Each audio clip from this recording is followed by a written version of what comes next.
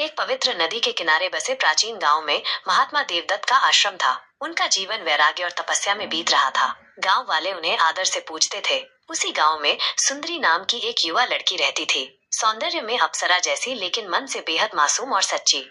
सुंदरी अक्सर नदी किनारे बैठकर घंटों पानी में पत्थर फेंकती और नदी की लहरों से बातें किया करती।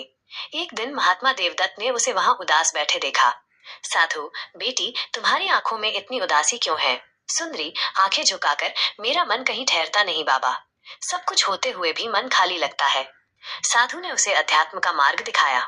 वो उसे जीवन के गूढ़ रहस्यों को समझाने लगे। सुंदरी का मन अब आश्रम में लगने लगा। उसकी हर सुबह महात्मा देवदत्त के प्रवचनों से शुरू होती और शाम उनकी शिक्षाओं पर मनन करते हुए बीतती। समय बीतने लगा, लेकिन दोनों के दिलों में अनकही भावनाएं जन्म लेने लगीं। सुंदरी को देवदत्त के शब्दों में सुकून मिलता और साधु के मन में भी उसके भोलेपन और निश्चलता के प्रति एक अदृश्य स्नेह जागने लगा।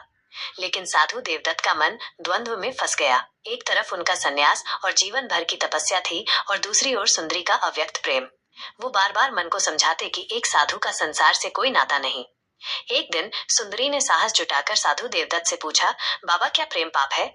साधु चौंकते हुए, प्रेम तो आत्मा की पवित्र भावना है बेटी, लेकिन एक साधु का मार्ग भिन्न होता है। सुंदरी ने आंखों में आंसू भरकर कहा, पर बाबा, अगर मेरी आत्मा ने आपका ही रूप देखा हो तो मैं क्या करूं? साधु ने कोई उत्तर नहीं दिया। उनके भीतर एक तूफान मच गया, लेकिन उनकी आंखों में स्नेह की बूंदें झलकने लगीं। उस रात साधु ने गहन ध्यान किया और निर्णय लिया।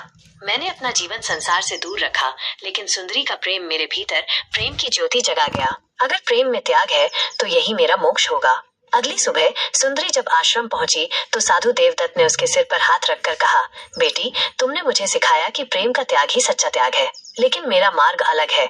मैं अपना धर्म नहीं छोड़ सकता। सुंदरी ने आंखों में आंसू लिए कहा, अगर आपके मार्ग में मेरे प्रेम का स्थान नहीं तो मैं भी अपने प्रेम को आपके धर्म की छांव में रख देती हूँ। साधु देवदत्त पुनः तपस्या में लीन हो गए और सुंदरी ने जीवन भर उनके चरणों में प्रेम को पूजा की तरह संजोकर रखा। समय बीता, लेकिन दोनों के दिलों में प्रेम की वो पवित्र लौ कभी बुझी नहीं। कभी कभी प्रेम का त्याग ही प्रेम का सबसे बड़ा प्रमाण होता है।